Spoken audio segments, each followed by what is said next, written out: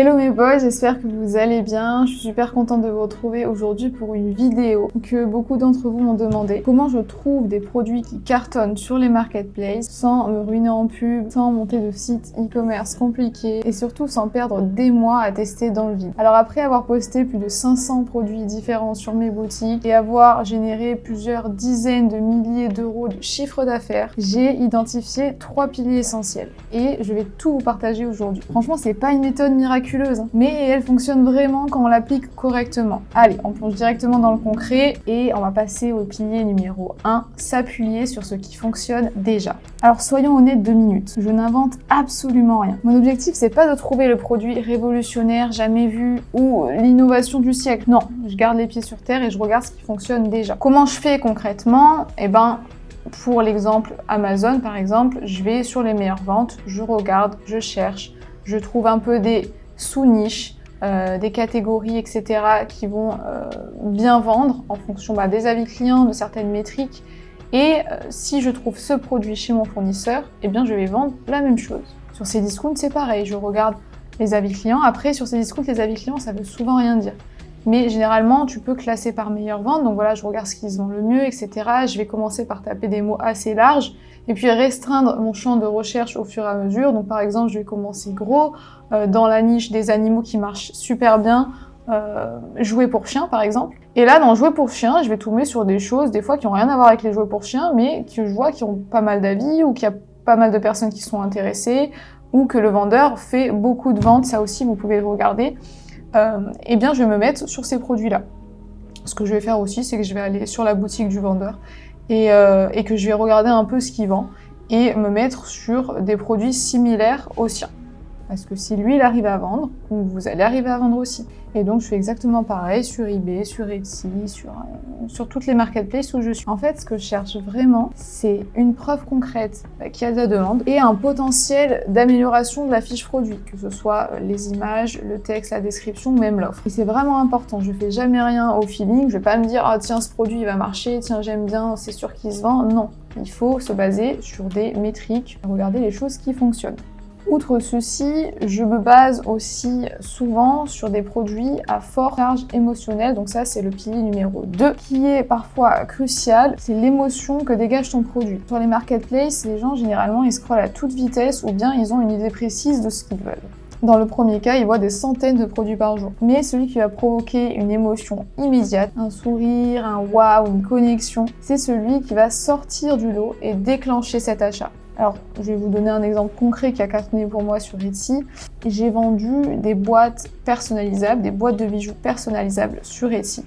Et ça a super bien fonctionné. Rien de révolutionnaire en soi, C'était juste des boîtes, on pouvait ajouter un nom, prénom, un petit message, mais ça a cartonné. Et pourquoi? Parce que c'est des produits qui créent une connexion. Parce que c'est des produits qui vont créer une connexion émotionnelle immédiate. Les gens là, ils voient pas juste une boîte. Ils imaginent déjà la réaction de la personne qui va recevoir la boîte avec son nom dessus. Et donc là, dans ce cas-là, si je fais des produits comme ça dans ma fiche, je vais jouer sur l'émotionnel. Donc mettre par exemple, imaginez la réaction de votre conjoint quand il va recevoir ce cadeau. Ou bien jouer sur la fierté d'offrir un cadeau personnalisé unique. Les émotions qui marchent particulièrement bien, c'est la passion premièrement.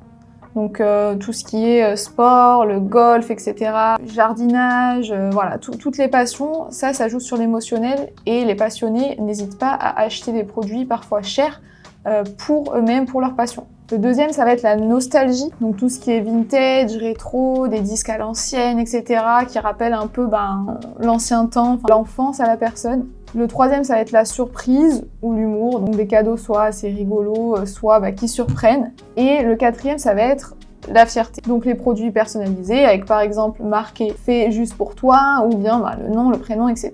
Ça joue un peu sur l'ego, c'est un cadeau unique et donc ça joue sur la fierté.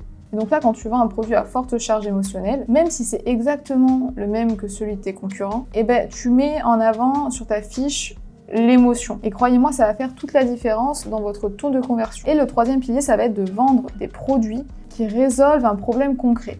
Donc, des produits problèmes-solutions. Donc ça va être la capacité d'un produit à résoudre un problème de la vie quotidienne ou un problème d'une personne. Et les produits orientés solutions sont super puissants parce qu'ils répondent à un besoin réel et tangible. Donc voilà à peu près comment je vais identifier les opportunités. Donc premièrement, je vais lire les commentaires et les avis clients. Donc je vais chercher des produits qui fonctionnent bien et là je vais aller sur le produit, je vais regarder les avis et voir ce que les personnes en pensent. Donc si je vois par exemple super, ça m'a beaucoup aidé, ou super pratique pour faire ça, ou bien résout parfaitement mon problème de tatati tatata, et bien ces phrases, ça va être de l'or pour identifier les problèmes résolus que je vais pouvoir mettre en avant dans ma fiche produit. Deuxièmement, je vais observer les frustrations au quotidien. Donc dans ma vie de tous les jours, généralement, je vais analyser les petits agacements et je vais chercher des produits qui peuvent les résoudre. Donc par exemple, pour mon cas, un produit qui a super bien marché, que j'ai vendu dès le début sur ces discounts, ce sont des boules qui yes. Je ne supporte aucun bruit dans la nuit, donc je porte des boules qui yes. Et je ne suis pas la seule dans ce cas. Donc je me suis dit, je vais vendre des boules qui yes. Ça résout forcément un problème. J'ai vérifié, il y avait de la demande, j'ai vendu. Et le troisième point, ça va être de positionner mon produit comme la solution.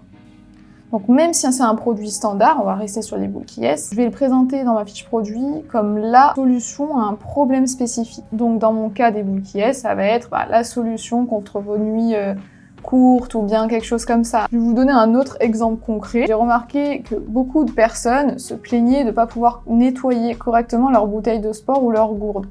C'est mon cas personnellement et c'est pour ça aussi que je l'ai remarqué chez les autres. Et donc dans ce cas-là, ce que vous pouvez faire, c'est vendre une brosse nettoyante exprès pour les bouteilles ou pour les gourdes. Et vous positionnez ce produit comme la solution unique pour bouteilles de sport difficiles à nettoyer par exemple. La force de ce pilier, c'est qu'un produit présenté comme une solution à un problème se vend presque tout seul si la fiche produit explique clairement que ce produit peut simplifier la vie du client. Et donc avec tout ça, comment je vais faire pour me démarquer de mes concurrents sur les marketplaces? Donc comme je vous ai dit, je vends souvent le même produit que mes concurrents. Alors comment je fais pour me démarquer? Donc soit je vais créer une fiche produit d'exception.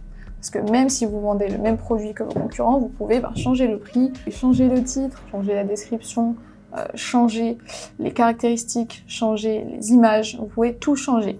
Donc si vous faites tout ça mieux que votre concurrent, vous allez mieux vendre que lui. Et donc en fonction des produits, je vais mettre dans des bullet points au début, soit des caractéristiques si c'est des produits techniques, soit je vais jouer sur l'émotion si c'est des produits avec de l'émotion, soit je vais jouer sur la résolution d'un problème, etc.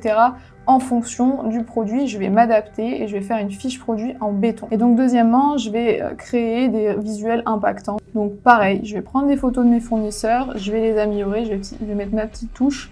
Et ça, pareil, je vous ai fait une vidéo sur Canva pour faire des images produits optimisées pour les marketplaces. Et troisièmement, je vais me positionner stratégiquement. Donc, je vais me placer généralement sur des listings où il n'y a pas trop de concurrence et je vais ajuster mon prix en fonction des autres concurrents pour être plus compétitif et passer devant eux. Donc, cette approche, elle va me permettre de vendre exactement les mêmes produits que mes concurrents, mais avec un taux de conversion bien supérieur. Donc, pour résumer ma méthode en 3 piliers simples, premièrement, je m'appuie sur ce qui marche déjà. Pas besoin de réinventer la roue encore une fois. Deuxièmement, je vais miser sur des produits à forte charge émotionnelle pour déclencher un achat impulsif, et ça, je le fais souvent sur Etsy. Et troisièmement, je vais proposer des produits qui résolvent un problème, donc pour répondre à un problème réel et apporter une solution à ce problème. Cette combinaison, elle va me permettre de construire un business rentable et qui ne dépend pas des algorithmes capricieux de Facebook ou TikTok. Si vous voulez exactement savoir comment je vends sur les marketplaces, je vous ai préparé une masterclass gratuite, je mets le lien dans la description. N'hésitez pas à aller la voir. Et si cette vidéo vous a plu, n'hésitez pas à liker, à vous abonner et surtout à partager vos questions pour que je puisse tourner des vidéos et répondre à vos questions. Ou bien envoyez-moi un message sur Instagram et j'y répondrai directement. Alors à très vite pour une prochaine vidéo.